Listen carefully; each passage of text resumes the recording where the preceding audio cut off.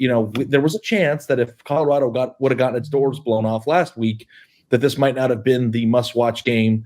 But now I see that the spread has moved a half a point up to 3.5. Colorado's home opener after a resounding win over TCU on the road last week against Nebraska, who looked a little Scott Frosty to me last week, a little bit at the end, not the whole game, at the end.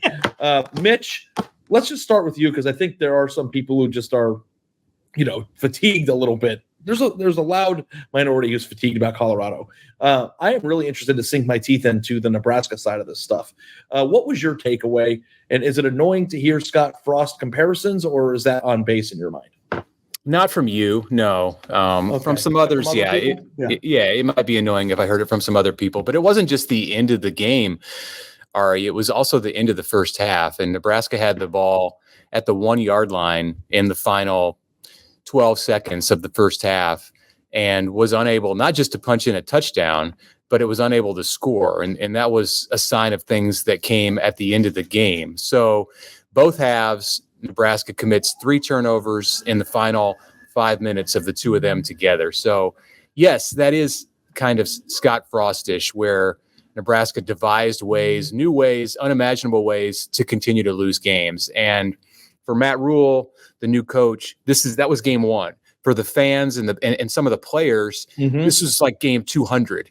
So people have been through this. And speaking of fatigue, there's fatigue around that way of losing for Nebraska. So it's been kind of a long week here at Memorial Stadium. I think people are eager to get back out on the road and into another football playing environment Saturday in Boulder. Yeah, I think my biggest question with Nebraska is you saw what they did to TCU. Mitch, do they have the speed to keep up with Colorado on the outside? Defensively, yes. I mean, I don't know that anybody is going to keep up. Is going to keep up with all of Colorado's weapons. Even some of the better teams on Colorado's schedule, I think, are going to have a difficult time.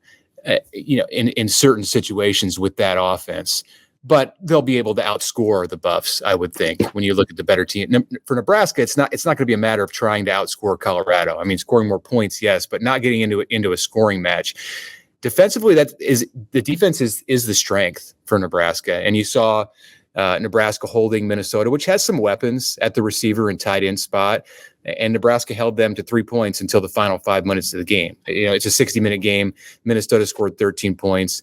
Travis Hunter is better than the offensive weapons that Minnesota have. But I think Nebraska can hold up defensively for the most part against the Buffs. The secondary is experienced, and they should be able to get a pass rush, I would expect, against what may not be the strength for Colorado in the trenches on the offensive side.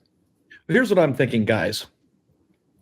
Last week, Nebraska, showed some concerning things, right? I'm not sure how high you are on Jeff Sims after that performance.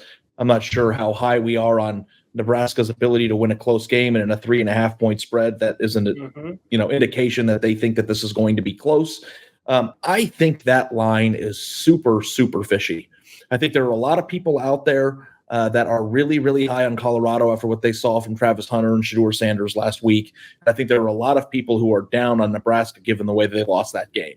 And this line has not moved all week. And I think that the inkling for a lot of people is going to be to bet into Colorado because of the information that we have, at hand. But I've got 2 observations here that I wanted to make, and then I'll throw it to you, Dave. One, Colorado now has tape. And what their plan is a little bit more clear, and you might have been able to put 2 and 2 together based on who they have, what their weaknesses, are offensively, maybe on the offensive line and stuff, the way that they were going to spread it out a little bit. But Colorado has tape out there now, so there's something to scheme and to prepare for. And then 2, I think that, when we're looking at the Nebraska defense, if their experiences on the secondary, I think that they're going to be able to, prepare for what Colorado throws at them. And then offensively, I think they're going to be able to run the ball, and I think they're going to be able to shorten the game with their possessions. So, I know we're kind of getting into the week by week Colorado breakdown of it, but I find myself really gravitating toward the Nebraska side of this thing, and I would not be shocked if Nebraska won the game. So you're telling me you don't believe, Ari? That's what you're telling me right now. Well, I guess if I had to, I'm not going covering the game, so I don't have to get into a verbal altercation with Colorado's coach after it's over with. But I do think that I don't know. I wrote a column on Thursday about how I believe that Colorado has proof of concept now, and that'll help them continue to accumulate talent at a more quick level because of that proof of concept. That doesn't mean that I think Nebraska is going to get blown out or that Colorado is going undefeated for the rest of the year. I still think that we have to figure out and analyze exactly what we think this Colorado team is. And it was an exciting win in week 1. They beat TCU on the road.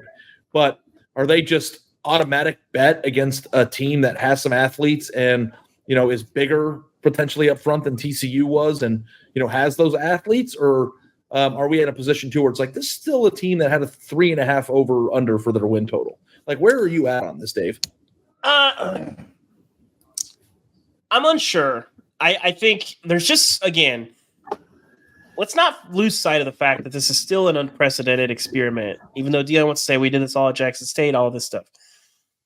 TCU, we spent a lot of time around TCU Friday. They weren't really sure what they were going to get. They looked at a lot of Kent State, looked at a lot of Alabama film. But they really weren't sure. They looked at some Jackson State. They really weren't sure what they were going to get. So that's a factor.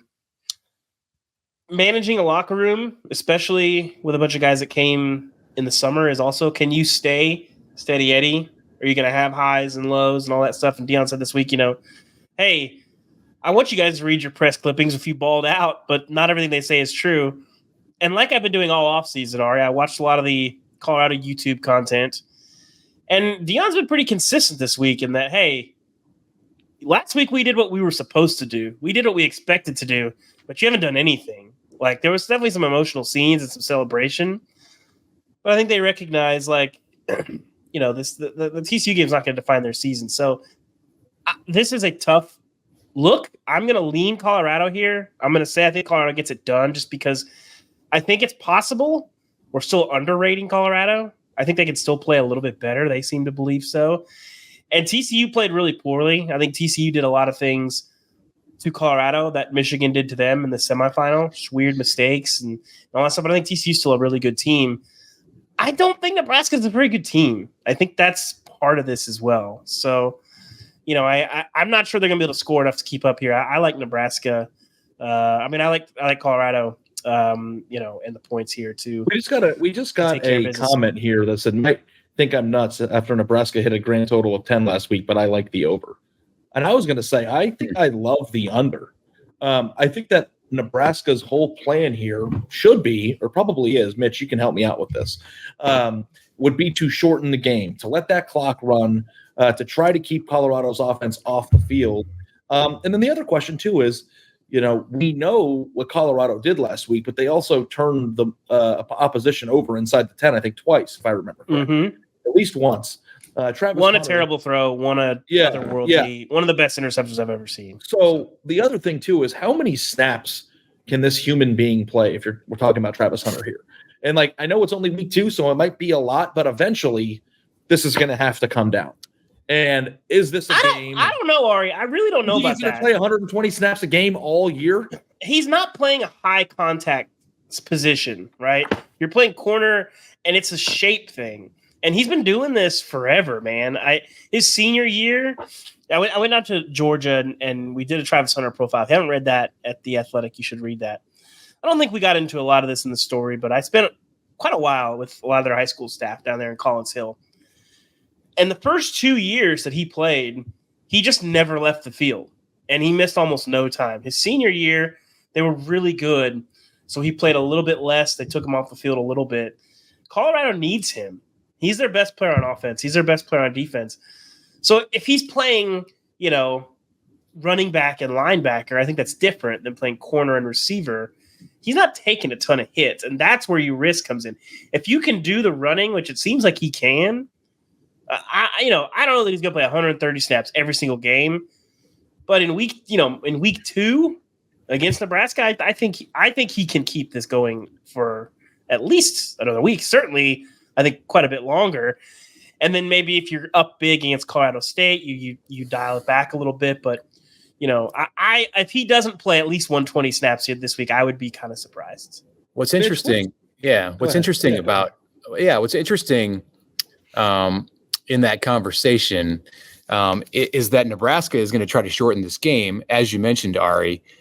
And Nebraska was able to snap the ball just 59 times last week against Minnesota, in part because it turned it over 4 times and because it couldn't sustain drives. It struggled on third down in the first half, had just 3 first half possessions. So it may be playing into Hunter's hands a bit, and that there won't be as many snaps in this game. He's not going to be able to play, most likely, 130 snaps in the Nebraska game, because it's going to be a different tempo than what Colorado saw against TCU, where both teams were trying to push the pace. Nebraska's going to slow the pace down. There may only be 115 snaps or so total in this game, or 120 snaps in this game. And actually, if that happens, it works into Nebraska's favor. But I'm with you, David. I don't think that this week it's going to necessarily be a huge issue for Hunter, unless the altitude plays into it. But, he's been at CU for several months, so I think he'll be okay there. Later in the season, you get into week 9, week 10, you continue to ask a guy to play over 100 snaps in a game. It could start to become an issue then, but second game of the year, I think he'll be fine.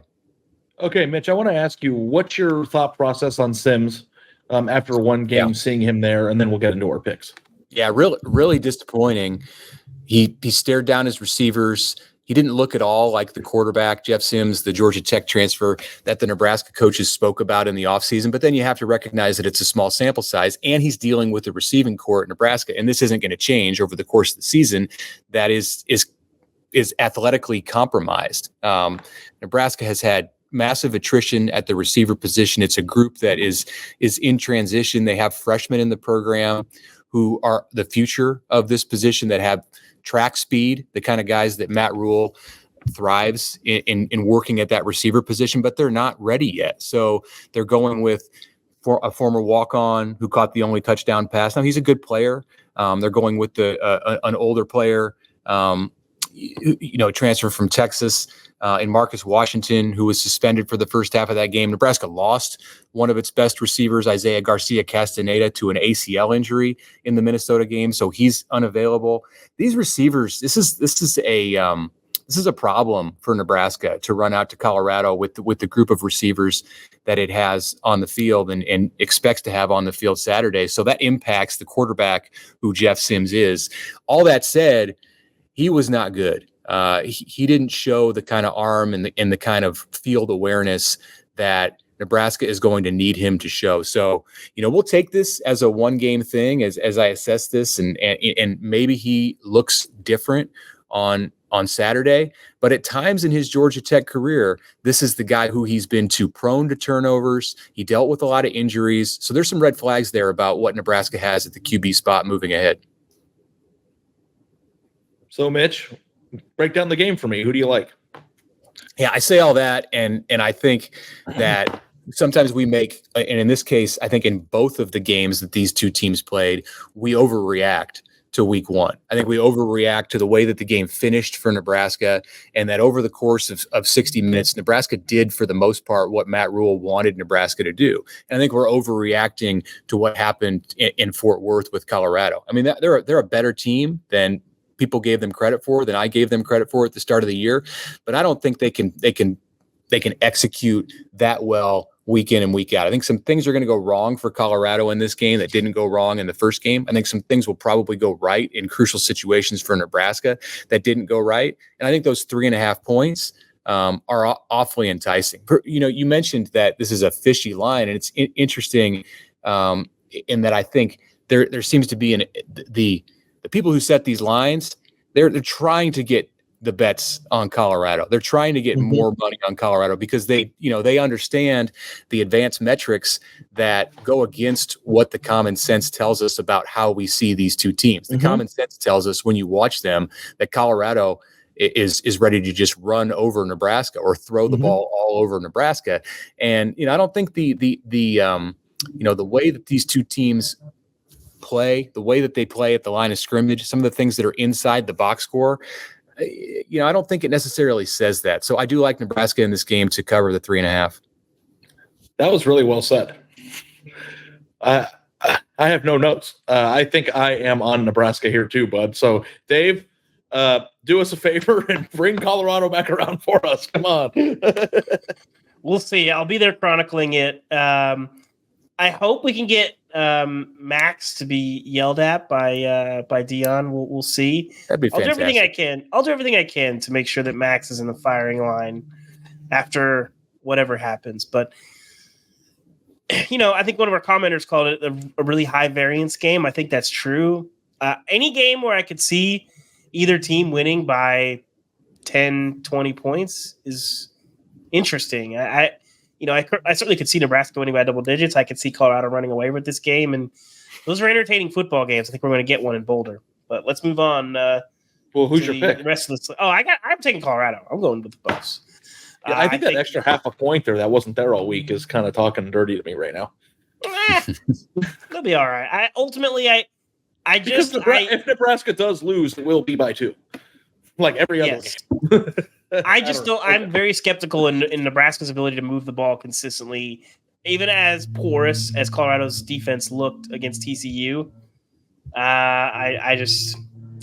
I didn't like what I saw from Jeff Sims, and I didn't like what I saw from the rest of their offense, execution-wise. So, I think Nebraska will run it with its backs. Yeah, I think the Nebraska running backs will be able to run the ball, but they have to give it to them, and they didn't do it enough in game 1.